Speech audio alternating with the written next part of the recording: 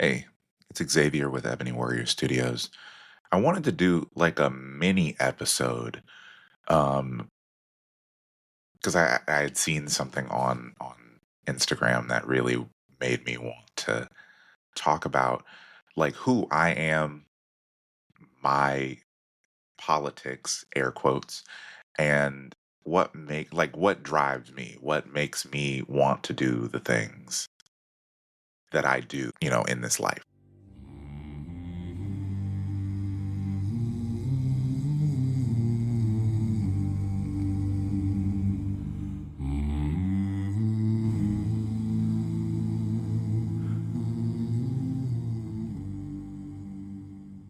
So, starting off, what really prompted this conversation, talking to myself essentially, what really prompted this was I saw a video of this fascist in one of those Jubilee debates. And I hate the Jubilee debates because it legitimizes the ideas of these fascists. It brings credence to the the horrible things that they say. And it's this idea that, profit incentives is the only thing that can make humans do things, get up out of bed every day, which has never been the case. Historically, it's not the case. Psychologically, Historically, it's never been the case? no. What has been the case? So we've seen What's been the incentive? the incentive is intrinsic motivation. Passion. Intrinsic motivation? Of course. Have you ever heard of intrinsic motivation? Of course I have. So you Okay. think people are going to go just do anything for no incentive? So what's the System- alternative? So give me another solution, another May I economical finish the system. talking Yeah, point? actually, Right, I'm awesome. curious. So yeah, the psychological theory of self-determination is widely accepted in psychology. It basically explains that intrinsic motivation and passion is actually what predicts incentive. You're arguing that incentive is integral to profit-driven motivation. That's not true. Extrinsic motivation, at all times, at every single case, is going to predict less creativity, less motivation, less skill, etc. Intrinsic motivation is what causes things like technological development. Some of the greatest breakthroughs have been from people who are devoted in honing their skill. What college did you go to? You went to USC? What did you major in? Who's your hero as a professor? Who's the The best way to deal with these people is to not give them a platform. And Jubilee does that. And so this particular debate was, I'm assuming it was a capitalist going up against a room full of communists. And as a communist, I I don't see any merit in arguing with people that don't value human life and would argue that, people deserve, there has to be a hierarchy. People deserve to be destitute. That's how it works. We know that capitalism requires poverty for it to work. We know that it requires destitution. We know that it requires people to maintain power. But I think a lot of people are so, there's been a calculated campaign by capitalists and capitalism, the system, to keep people in check. I'm not going to go into a really deep history lesson, but back in the early, in the mid 1900s, there was a calculated campaign by the United States to foment um, anger and disillusionment against communism. There was this idea that we have to disrupt communistic movements because capitalism doesn't like competition. And this is one of those things that confuses me. If capitalism is so great, why do you have to you have an entire arm of your capitalist regime that is there just to take down communists? I mean, if you think communism is going to fail, why not let it fail on its own? But neither here nor there. McCarthyism, the Red Scare, um, and we've gotten to this point in today's day and age where people base your value as a person on how much labor you can shell out, to the point where this is where we talk about how classism and racism, all of these things, all of these isms fit so well. They're hand in hand with white supremacy, right? So, under these systems of capitalism, classism is how you keep people pitted against one another. And you can see it in the way that people interact with one another based on the type of job that they have. So, someone who I work day and night busting my knuckles and I got calluses on my hands and my knees and and that burger flipper over there, they don't deserve a living wage. First of all, you as a blue collar worker who's doing, this sort of manual labor, you're not making the money that you should be for surviving. First and foremost, you're already, because of this system of capitalism we live in, no one is making the standard of living that they should be. Nobody's making that living wage. But because of how capitalism and classism pits us against other people, you are concerned with what someone else is making. Instead of looking at the capitalists, the 1% who are making these rules, making these issues, we're looking at the people below us that we consider below us and saying, that's not fair. They don't deserve that, which is ridiculous. So, in this little Jubilee debate, there was a conversation going on, not a conversation. The capitalist guy, he was one of the stands of Charlie Kirk. Can't remember his name, but all I know is that he's loud and always yells over people.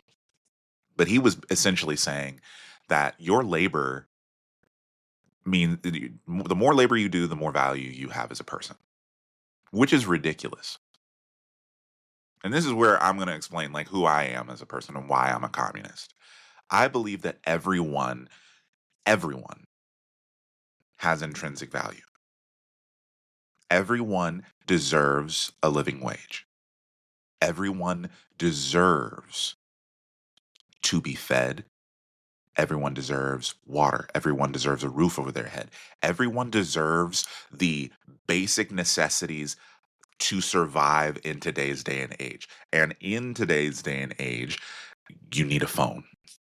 You need internet access. You need transportation. I believe everyone deserves this. And people will go, well, who's going to pay for that? Well, we currently send billions and trillions to Israel. We currently send billions and trillions to our military. We could be paying for these things. We, as taxpayers, could be paying for people to have a baseline standard of living. But we refuse to, because under systems of capitalism, people are required to work. It's enslavement. It is enslavement. And I'm not going to compare it to chattel slavery, because in chattel slavery, you were not paid. You got a roof over your head and you got food. That was it. Under this system of capitalism, it is still a form of enslavement. You are forced to work to maintain a meager, if that, standard of living. And I think the reason that a lot of people are afraid to stand up against these systems that are oppressing us and keeping us in this classist warfare, this, racism is running rampant, KKK members out in the street snatching people up. I think the reason a lot of people are afraid to stand up and speak out against these things is because this system, it's not broken. This system of capitalism is not broken. It is working exactly as intended. You give people just enough to where they are not dead. They are dying. They are not dead yet.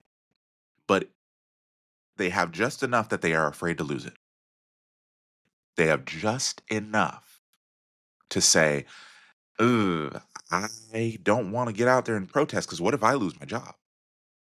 Like I'm one pay. Most people are one paycheck away or one mishap or medical expense away from destitution, from being out on the street. Most people's paychecks go towards living expenses, go towards in America 2025, most people's paychecks go towards their housing. And that is a problem. That's a huge problem. And I hate getting bogged down in this, in philosophical debates. Well, this is not something that's it is feasible. It is very feasible. It's just that we refuse as a country, our government refuses to do this because capitalism has taught us that unless you are out there working, you are worthless.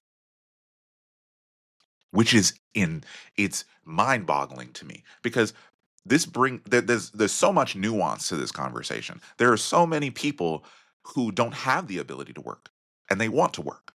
There are so many people who work, but they aren't able to do the same type of physical labor that other people do. And yet they are deemed as lesser than because they can't do XYZ sort of work.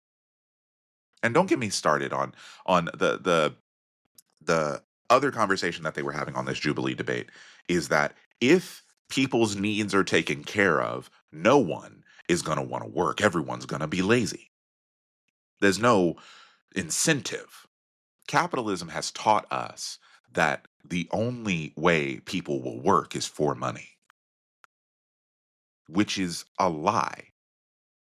How do you think native cultures survived before the introduction of racism and white supremacy, before colonizers came in?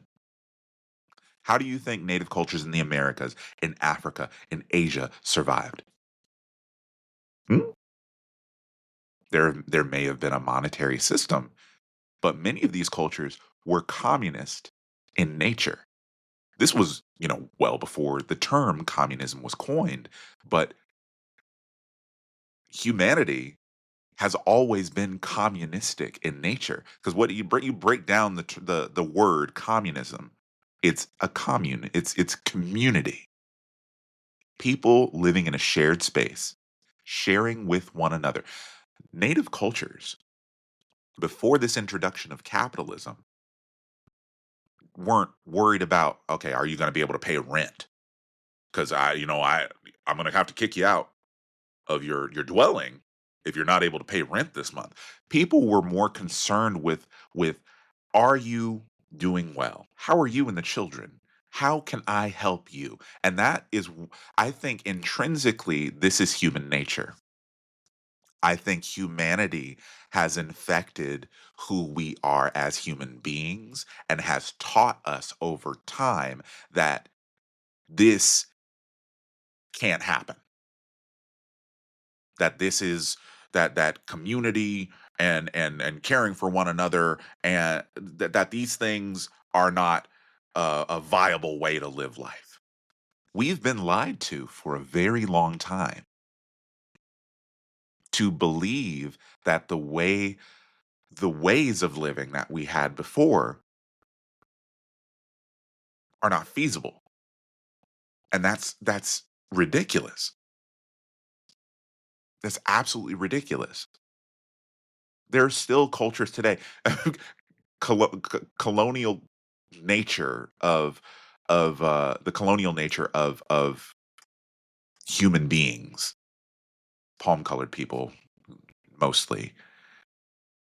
They have tried to reach out to every corner of the globe. There's I think it's Sentinelese people. I think it is. There's an island that has. I mean, they had contact with the outside world at one point, and then they just basically cut off contact with the outside world. And I can guarantee you, those people are not living as capitalists, worried about, you know, how much profit they're making.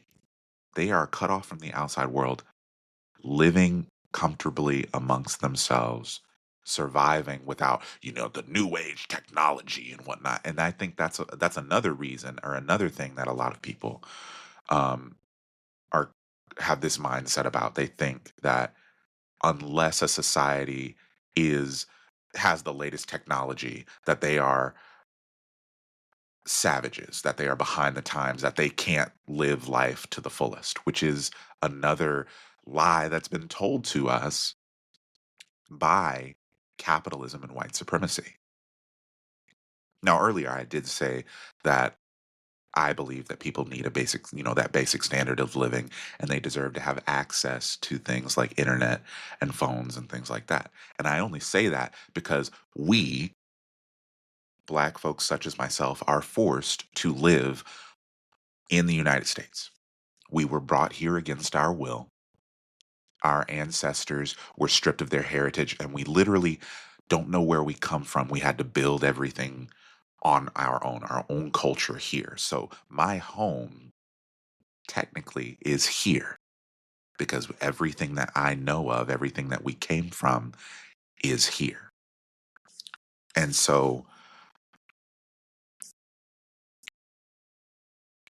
I believe that people who are forced to be in this space deserve to have access to the things that will allow us to live comfortably in this space, right?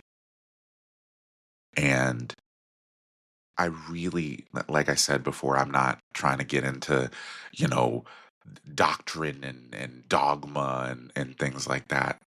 These things are possible. Your value as a human being is not based on how much labor you can do, not in any way, shape, or form.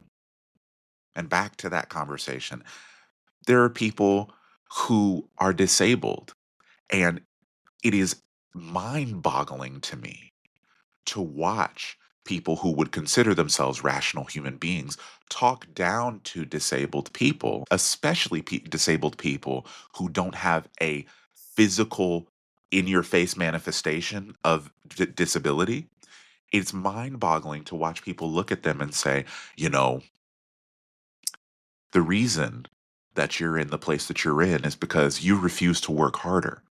Oh, I understand you're disabled, air quotes, but you got to be able to figure out something.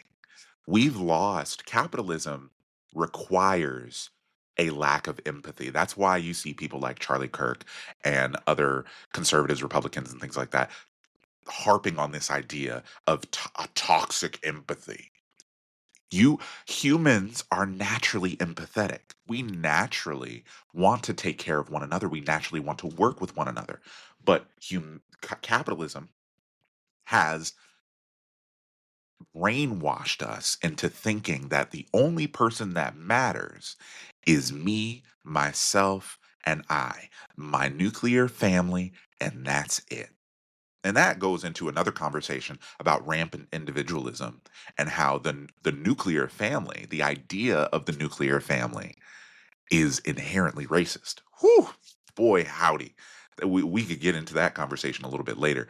But community has always been about your family, you, and everyone that you reside with. But capitalism has taught us the only people that matter is us, first and foremost, and then our immediate family that lives with us in our house. Our neighbors are nothing of consequence. You've heard the phrase, it takes a village. All of this leaks into how um, the differences with how children are being raised today and how they were raised in yesteryear. Obviously, technology and things have gotten better, and things are, cultural norms are different. But there is a difference in how the family structure is um, is set up versus how it used to be. And in some ways, this is a good thing. In some ways, this is a bad thing. One of those bad ways is that we no longer prioritize the well being of the community. Unless you're a wealthy person and you're worried about, my kids got to go to a, I got to worry about my neighborhood because this isn't an affluent community. Oh my God. And that's another tangent I could go on about how public schools in the United States are funded by the property tax of your area. So if you are able to afford a wealthy and affluent area, the schools of your children will be wealthy and affluent. Ooh, but capitalism has done a number on us.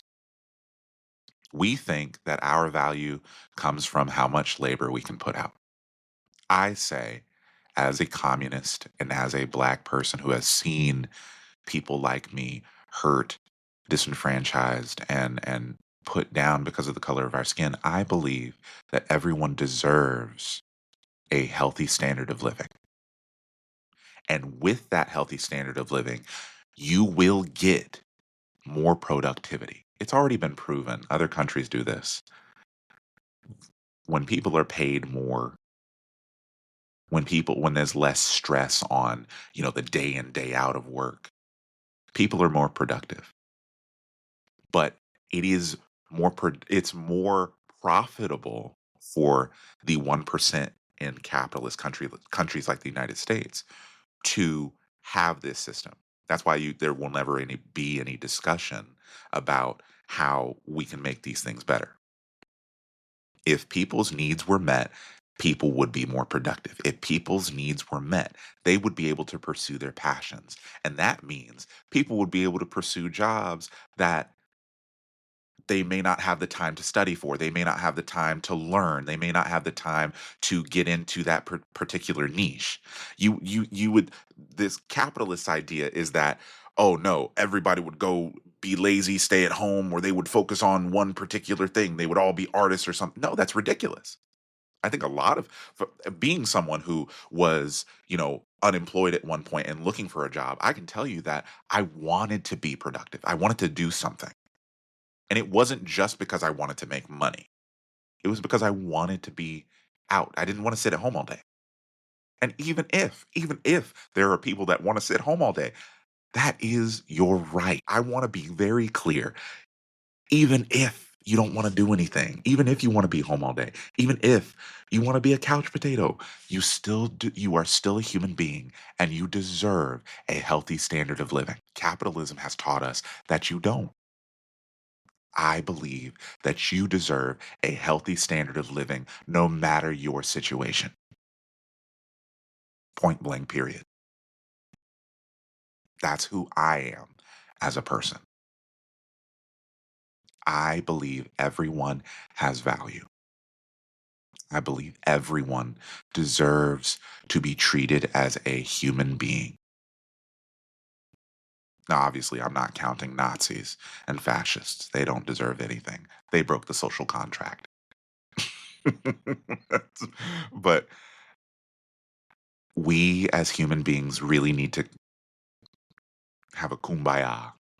I'm not saying that we all need to come together and talk about this and we gotta vote. No, the only I want to be very clear about this as well. The only language that oppressors speak is that of violence.